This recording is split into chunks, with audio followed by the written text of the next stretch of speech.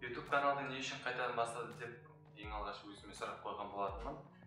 Бірақ одан бұрын мен ойлаймын, сіздерде бұл кім деген сұрақ туындайтын шығар. Ең алдымен сол сұраққа жауап бере кетейін. Менің есімім Аслан, жасым 24-те, Алматы КЗТК академиясының құрылыс мамандығын бітірген, оның ішінде темір жол құрылысы. Бір қызығы, қазіргі таңда мен құбырларды дәнекерлеуші болып жұмыс жасаймын. Үйленген бір баланың әкесімін. Ал енді сұрағыма жауап бермес бұрын мен бірнеше жайтты ескере кетейін.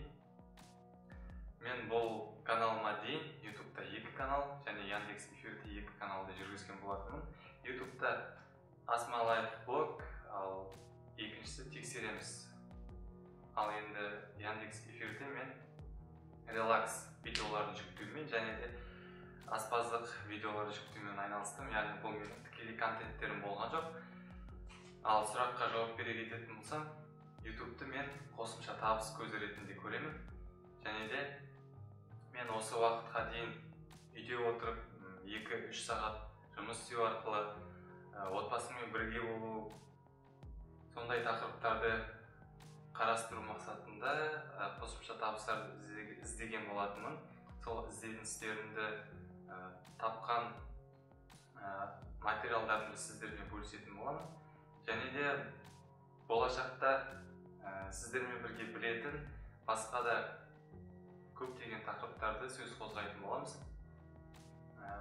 Атап айтқанда, алғашқы видеомда айтқандай, ол бизнес, шағын бизнес, ірі бизнес, криптовалюта, биржа, оның ішінде трейдинг, акция, облигация, фьючерс, тағы да басқа сол сияқты көптің бірі біле бермейтін терминдермен сіздермен бірге қарапайым тілде танысатын боламыз.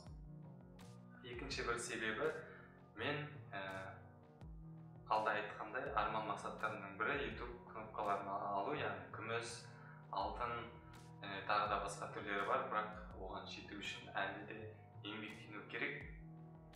Үшінші бір себеп, мен сіздерге осы контенттерімді, видеоларымды көрсету арқылы армандардың орындалатынына сендіргім келеді.